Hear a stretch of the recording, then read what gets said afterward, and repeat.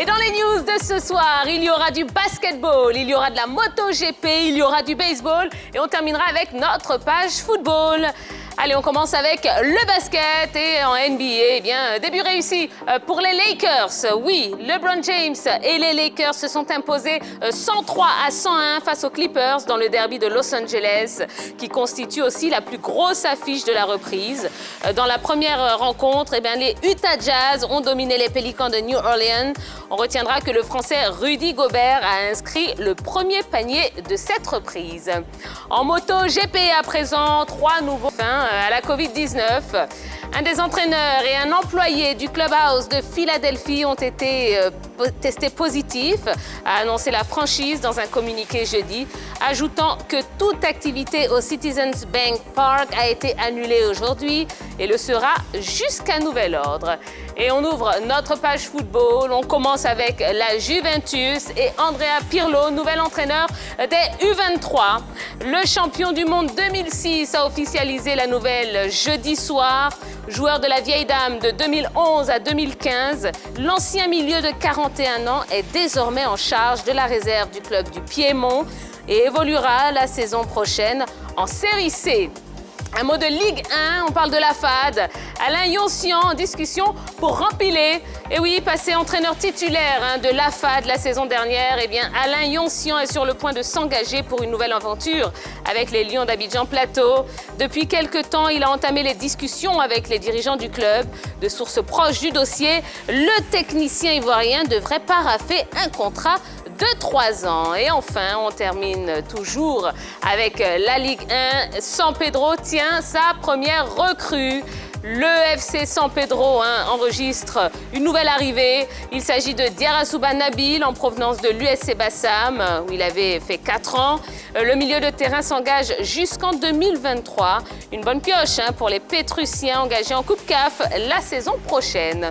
Voilà en ce qui concerne les news de ce soir. Retrouvons tout de suite la grande team. Bonsoir, bonsoir, messieurs, dames, comment allez-vous? Très bien, Très bien. Bonsoir Tia, ça va. Ça va bien? Oh, mais quelle élégance, mon ballot! Alors, attendez, mais vous me tendez la perche, là, quand je vous vois habillé comme ça, pour souhaiter une excellente fête de la Tabaski à tous nos amis musulmans. Et vous avez bien mangé, ballot? Oui, tout à fait. C'est une très belle fête et la convivialité, la famille et la nourriture. La bonne nourriture également. Voilà. Les bons moutons. Ah, ouais, on vous envie, ballot. Ouais. Même pas un petit morceau de mouton. Je vous invite. Même pas un petit morceau de mouton. Non, ne faites pas semblant parce qu'il y a des caméras. Même pas un petit morceau de mouton, mais c'est pas grave. On va partir. Je réponds à l'invitation. Allez, on va commencer notre petit tour de table habituel. Qu'est-ce que vous retenez de ces news, Jean-Philippe? Le monde bouge, le monde sportif bouge et ça ne va pas s'arrêter maintenant. Je pense que là, on est fourni, on est servi pour cette soirée et on espère tout simplement que ça va être comme ça pour les jours à venir également. Oui. La Covid nous avait un tout petit peu mis sur le carreau, donc on était plus dans les polémiques. Maintenant que les activités reprennent, c'est une bonne chose. D'accord, très bien. Yellow?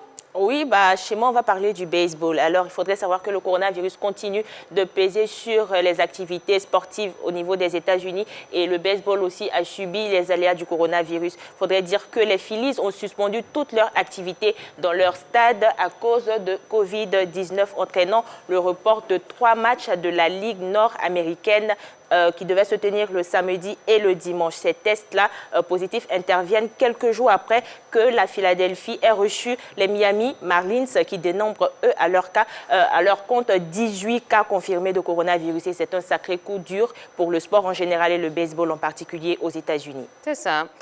Ballot. Oui, c'est l'annulation de 3 grands prix en Argentine, en Thaïlande et en Malaisie. En ce qui concerne la MotoGP, c'est une nouvelle triste, dommage, mais légitime. Parce que figure-toi, Tia, que dans ces pays, donc c'est une décision légitime prise. D'accord.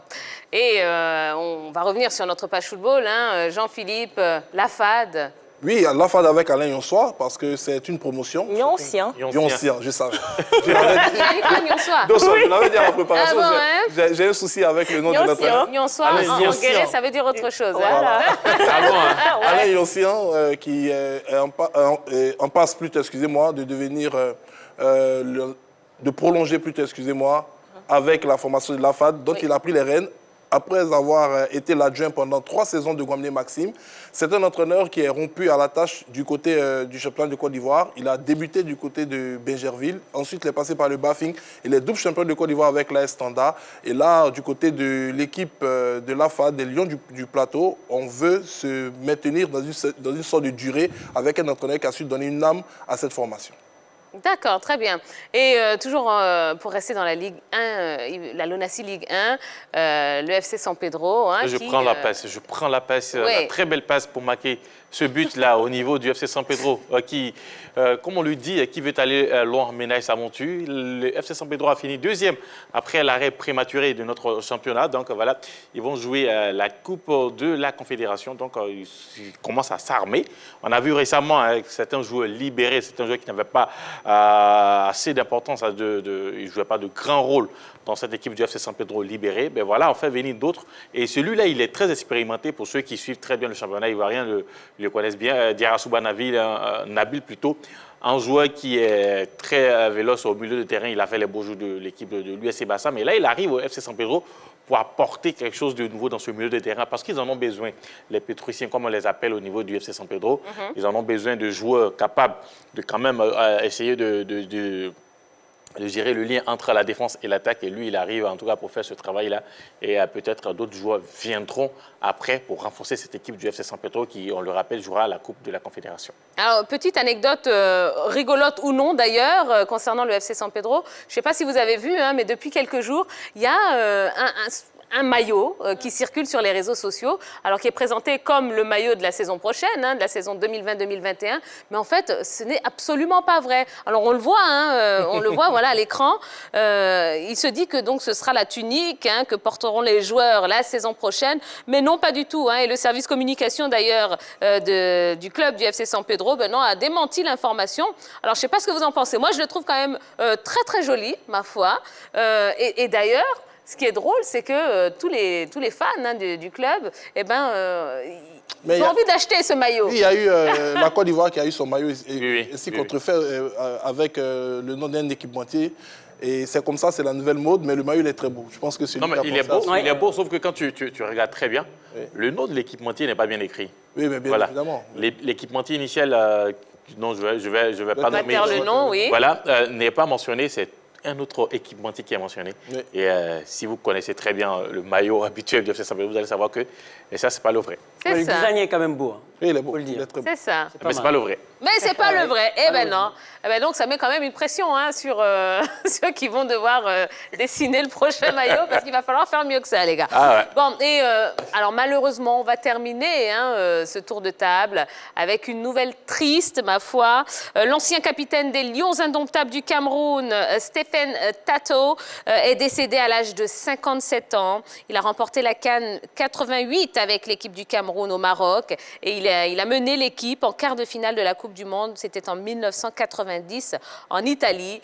Donc vraiment, toutes nos sincères condoléances à la famille et puis à tous les fans hein, de ce joueur et du football en général, parce que c'est une grosse perte pour le continent.